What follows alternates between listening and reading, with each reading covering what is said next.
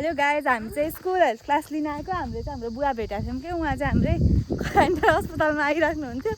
अनि हामी चाहिँ लहर लहर हिँडिरहेको छौँ। हाम्रो क्लास सक्यो। हामीले अघि नै मिनी भ्लग बनाउनु पनि बिर्सेछ। अब चाहिँ देख्न सक्नुहुन्छ अगाडि हजुरले यस्तो गाह्रो छ गाइजलाई। उहाँ वेट मेसिन बोकेर डुलिरहेको छ। गाइज हेलो गरिदेऊ। कस्तो भएको छ क्लास? राम्रो भयो फाइनल्ली। अब हामी जाँदैछौँ।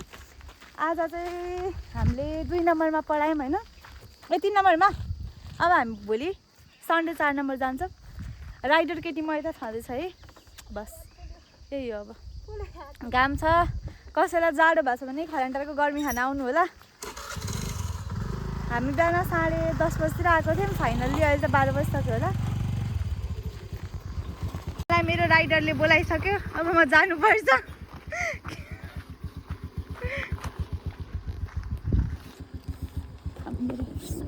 मरे खोला जाऊँ।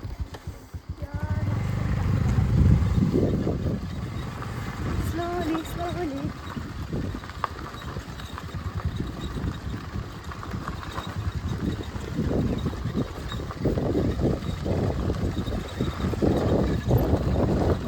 अगाडि वेट मेसिन, त्यसको अगाडि दिन्छ हजुरवटा, अनि पछाडि म होइन त्यसमा डिस्टर्ब गर्दिनँ। बाटो अलि खतरनाक छ।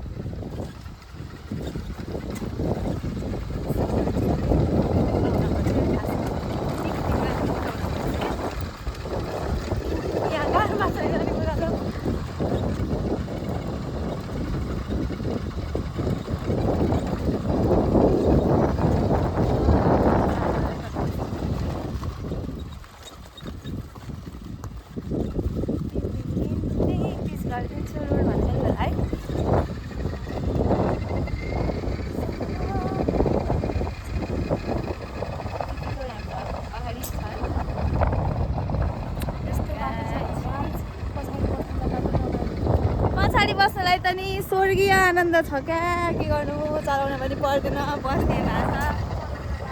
अगाडि बसेर चलाउनेलाई कति गाह्रो छ भन्ने कुरा कि भगवान्लाई थाहा छ कि मलाई थाहा छैन, चलाउनेलाई नै थाहा छ। गाइड छैन। अब पछाडि बस्यो, यसो गऱ्यो, ट्याप ट्याप गऱ्यो फोनमा। अनि बाटो यस्तो राम्रो छ फेरि भ्यू। झर्ने बेलामा चाहिँ कति छिटो झरिसक्यो हो। हामी किरण दादा घर आइपुग्यो। हाम्रो किरण दाईको घर उतै त होइन? माथि चाहिँ हजुरले हाम्रो किरण दाईको घर देख्न सक्नुहुन्छ। किरण दाई भनेको चाहिँ बिन्साको दाई हो खासमा। हामीलाई मासु भात पकाएर खुवाउने।